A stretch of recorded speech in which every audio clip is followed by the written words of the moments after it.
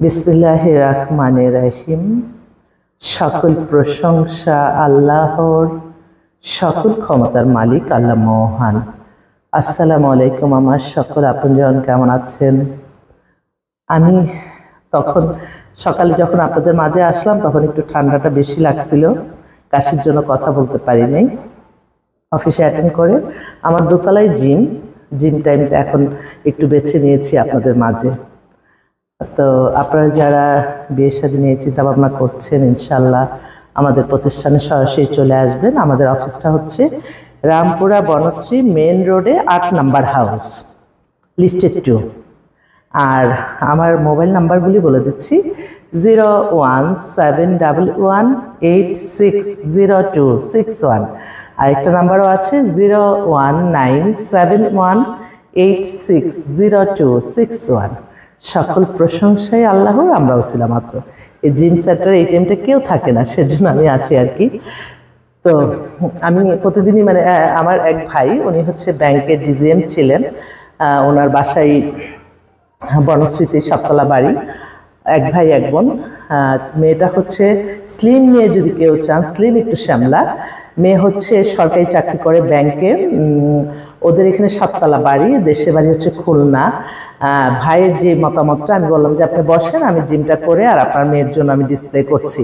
বলো যে আপা এমন একটা ছেড়ে দেন, মেয়ে কিন্তু ঢাকা ইউনিভার্সিটিতে পাশ করা, সরকারি চাকরি, অগ্রণী ব্যাংকে আছে, এবং ফ্যামিলি বলেন, বাবার মন মানসিকতা সব দিক দিয়েই ভালো।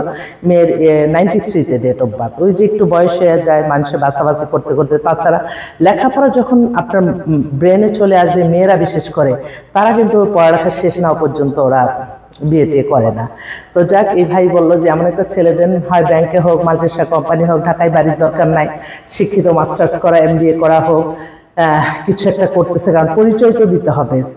আমি আমার মেয়ের নামে 2টা ফ্ল্যাট, প্লাস বললো যে কোনো কাজের বুয়া থেকে শুরু করে হয়তো প্রতিদিনই আমি তাদের বাজারটা পর্যন্ত করে দেবো, এরকম মন মানসিকতা। বাবার কথা শুনে খুবই ভালো লাগলো।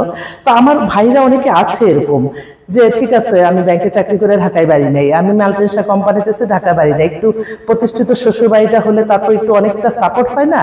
ছেলের যে কেন বোঝে না, শুধু বলে সুন্দরী মেয়ে, সুন্দরী মেয়ে, সুন্দরী মেয়ে, কিন্তু এমনিই হয়ে যায় মেয়েরা বিয়ের পরে, যখন একটু ভালো করে একটু ড্রেস আপ করবে।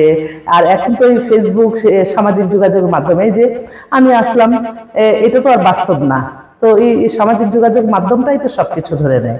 তো আমার মনে হয় আপনারা ইনশাল্লাহ এই মেয়েটার জন্য, আমার অনেক ভাই আছে, ওরা দেশে, কিন্তু ওরা বিদেশে দিবে না। তো আমার অনেক বোনরা আছে, আমি কিন্তু কোনো লোভনীয় অফার দিচ্ছি না, যেটা বাস্তব সেটা বাস্তব। আমি সবসময় এটাই সাপোর্ট করি যে ঠিক আছে, বাবার এত অর্থ সম্পদ আছে। আরেকটা কথা বলি, আমার বাবাও কিন্তু এরকম ছিলেন। আমার আব্বা পুলিশে চাকরি করতেন, তখন যে কত লক্ষ মানুষ, কত রকমের মানুষ আসছে গেছে, এবং সে অনেক মানুষের হেল্প করত। এবং